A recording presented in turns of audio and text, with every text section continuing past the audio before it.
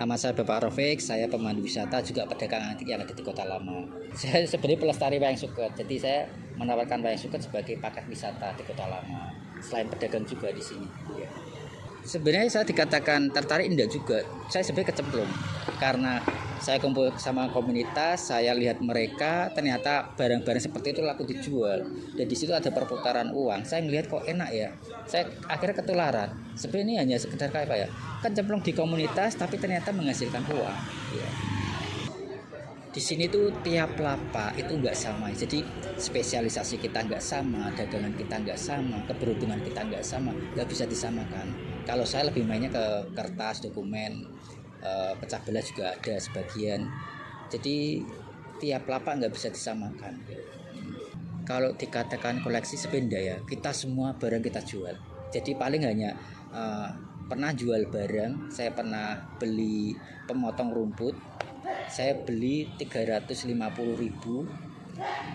pas butuh uang saya jual, dan itu ada orang yang berani nawar 550 minta kirim. Terus oke lah, karena saya butuh uang saya jual. Ternyata setelah 1 tahun barang itu muncul di Facebook, ternyata buatan tahun 1800 berapa, 1850-an, dan harganya 5 juta. Baru dari situ saya sebenarnya di sini kan yang unik tuh sebenarnya kita pinter-pinteran cari pembeli, pinter-pinteran mengenal barang. Dan kadang makanya di sini kan kadang bapak ngambil saya bisa, barangnya bagus saya ambil juga bisa, karena kita memang itu linknya nggak sama, pinter-pinteran aja di situ.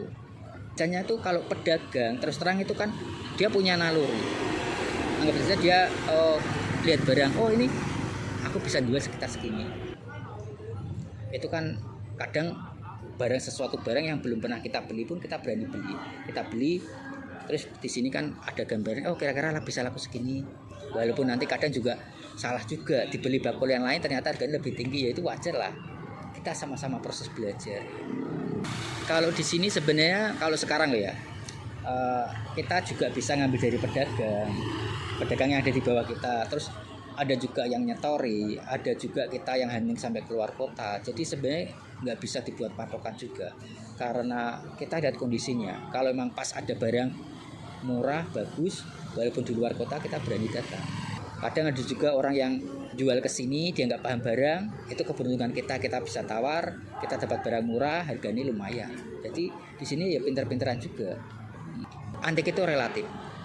Kalau tren sekarang itu kan di sini yang dijual barang antik yang nggak terlalu antik sih, barang jadul tahun 80-an ke atas. Barang-barang jadul sekarang justru paling diminati karena anak muda, bagi dia antik.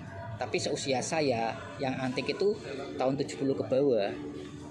Dan kalau saya ngumpulkan barang di bawah tahun 70 ke bawah, di sini pasarnya berbeda, nggak laku-laku. Jadi kita di sini mainnya dua sisi. Kalau kita punya barang benar-benar tua, bagus, kita jual di online atau masukkan ke orang yang paham. Tapi kalau kita punya barang cantik yang mungkin tahun 80 ke atas, barang-barang jadul, itu kita jualnya di sini karena pasar kita anak muda. Jadi nggak bisa disamakan, mata kita nggak sama. Ya. Jadi pinter-pinter saja kita lihat pasarnya. Sebenarnya Semarang itu diharapkan sama kota-kota seperti Magelang, Solo, itu saya berharap bahwa Semarang harapannya nanti bisa jadi, dan itu bisa menjadi event lebih besar daripada Solo maupun Magelang. Karena selama ini event terbesar itu tumplek-plek Jakarta. Eventnya itu bisa dikatakan internasional. Jadi komunitas di Indonesia dikumpulkan, mereka juga bisa mendatangkan pembeli dari luar negeri. Berbeda sama acara yang lainnya, itu kita hanya yang datang komunitas kita, teman kita, biasanya situ kemudian seperti itu. Tapi di situ ada perputaran uang besar. Pedagang di sini kan ada yang main Facebook, Instagram, TikTok, terus ada juga yang eBay. Jadi sebenarnya kita kalau tahun 2013 sampai tahun 2018 itu Facebook itu menghasilkan uang sangat besar.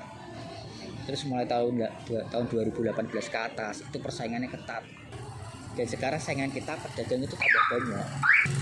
Dan pembeli itu kalau sudah punya barang banyak, anggap saja kayak supaya nggak ada kolektor sejati. Seorang pengumpul barang pun kalau sudah barangnya banyak, biasanya punya barang-barang double, dia jual. Setelah dia jual menghasilkan uang, dia merasakan kok enak ya, akhirnya juga jadi pedagang. Jadi nggak ada kolektor sejati, semua akhirnya jadi pedagang dengan sendirinya. Kota Lama ini juga kalau andikan diangkat dari kuliner, mungkin juga bisa diangkat dari mungkin tempat pariwisata juga bisa. Pasar Antik ini kan ya sebagian kecil dari komponen pariwisata. Jadi ya yang penting kita tetap boleh jualan di sini aja. Intinya di situ lah. Harapannya hanya itu saja. Anak muda di sini kalau beli barang itu dia nggak paham barang, asal dia suka beli. Dan itu sebenarnya bukan barang kolektor. Barang masuk bukan barang yang bisa dikoleksi. Karena ada barang-barang yang bisa dikoleksi.